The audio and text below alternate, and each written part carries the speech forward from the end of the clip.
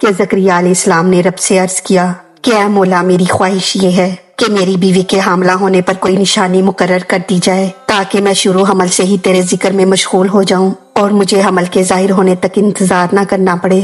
اعوذ باللہ من الشیطان الرجیم، بسم اللہ الرحمن الرحیم۔ قالا، کہا اس نے یعنی زکریا علیہ السلام نے، رب اجعل لی، اے میرے رب مقرر کر میرے واسطے، آیا نشانی، یعنی اے مولا میرے لیے اس حمل کی کوئی نشانی مقرر فرما دے کہ میں وہ نشانی دیکھ کر شروع حمل سے ہی شکر میں مشغول ہو جاؤں، دیگر علامات کے ظاہر ہونے تک مجھے انتظار نہ کرنا پڑے۔ قالا، کہا یعنی اللہ تعالیٰ نے فرمایا، آیاتک کا نشانی تیری، اللہ یہ ہے کہ نہ تکلم الناس، تو بول سکے لوگوں سے یا بات کر سکے لوگوں سے، ثلاثتا، 3 ایامن دن، اللہ مگر رمزہ اشاروں سے، یا تو یہاں کلام نہ کرنا مراد ہے یا کلام نہ کر سکنا مراد ہے، یا رب کی طرف سے کلام کرنے پر پابندی مراد ہے اور کلام سے دنیاوی کلام مراد ہے، اور ثلاثتا ایامن سے 3 دن راتوں کے ساتھ مراد ہیں، یعنی رب نے فرمایا ہے زکریا تمہاری بیوی کے حاملہ ہونے کی نشانی یہ فرمائی گئی ہے کہ تم 3 دن لوگوں سے اشاروں کے علاوہ کلام نہ کر سکو گے،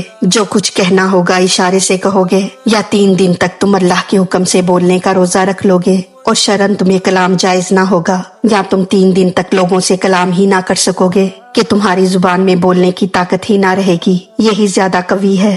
یعنی قدرتی طور پر آپ کی زبان میں لوگوں سے دنیاوی کلام کرنے کی طاقت نہ ہوگی، ورنہ آپ ذکر الہی کیسے کرتے؟ وذکر، اور یاد کرو، ربا کا اپنے رب کو، کثیرم بہت، وسبح اور تسبیح کر، بالعشی شام کو، والابکار اور صبح کو، یعنی اس خاموشی کے زمانے میں جب آپ بول نہ سکتے ہوں رب کا خوب ذکر کرنا۔ سبح سے مراد یا تو نماز ہے یا سبحان، یعنی صبح شام اللہ کی تسبیح کرو یا اس کی پاکی بولو۔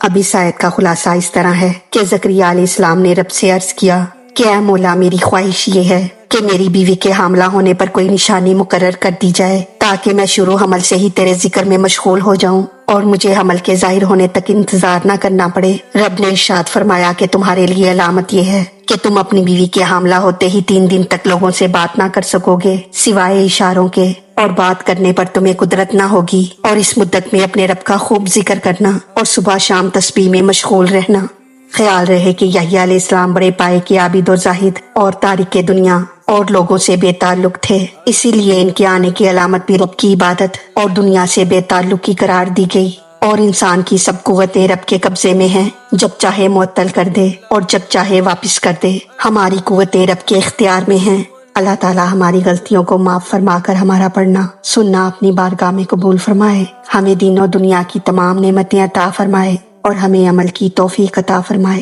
آمین یا رب العالمین۔ وما علینا الا البلاغ المبین۔